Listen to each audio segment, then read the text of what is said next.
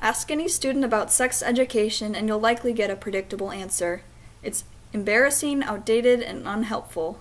In fact, a 2016 study of sex education around the world published in BMJ Journal by Pound, Langford, and Campbell confirms this. Not only is there a distaste for sex ed, it reported that many young people felt vulnerable, with young men hiding their sexual inexperience and young women keeping silent to avoid harassment. In this speech, I want to show why better sex education would benefit students. Better sex education in schools reduces the rate of teen pregnancies and STDs, causes teens to have less sexual partners and have sex later, and informs them on topics like same-sex relations, consent, and safe relationships. The U.S. funds a great amount of abstinence-only sex education. The main reason given for this is its effectiveness at preventing teen pregnancy and STDs. After all, if teens don't have sex, they can't become parents or contract STDs. But, as I'll touch on later, these programs don't get teens to stay abstinent. They may even imply that contraceptives are ineffective to convince students to abstain from sex. Of course, this isn't true. Condoms both protect against most STDs and prevent pregnancy 98% of the time, and that's only one type of contraception. Others, like birth control pills and IUDs, prevent pregnancy almost 100% of the time. Misinforming students to believe there's no point in using protection leads to more instances of pregnancy and STDs than if they were told the benefits of contraceptives right away.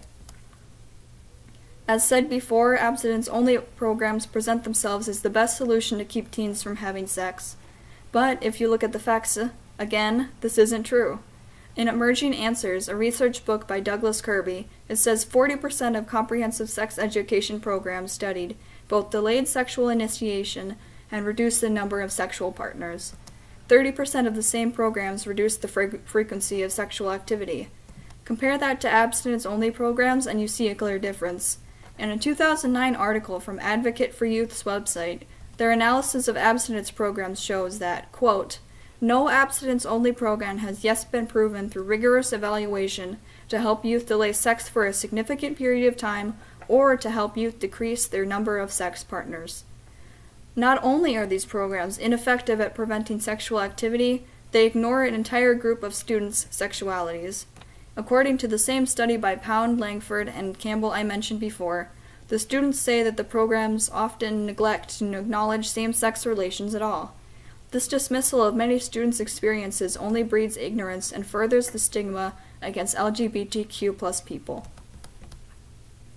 Another complaint teens had with sex education was it felt too clinical. The courses seemed focused on teaching the biology of sex rather than the relationship aspects. The programs often glossed over or disregarded aspects like domestic abuse, experiencing pressure to have sex, and even the emotions and enjoyment of sex. It presented sex as means to an end, the end being reproduction. It also was observed that when talking about consent, the male was typically seen as the initiator or aggressor that the female had to deny. This completely ignores sexual abuse of men and that many women do want to have sex. Once again, from the study by Pound, Langford, and Campbell, it states that students noted the casting of men as sexual predators and of women as passive and lacking in desire. Students repeatedly reported that the programs felt disconnected from their lives. From these examples, it's no wonder why. To summarize, sex education programs in the U.S. are lacking. They emphasize abstinence and gloss over contraception, while they've been proven ineffective in keeping students from engaging in sexual activity or in reducing teen births or STDs. They also ignore LGBTQ+ students and rely on basic gender stereotypes in their discussions of consent. They present sex in sterile technical terms instead of relating it to the students. I can understand this experience because my own sex education was lacking in these ways. In discussing this today, I'm hoping to show that change needs to be made for students and society alike.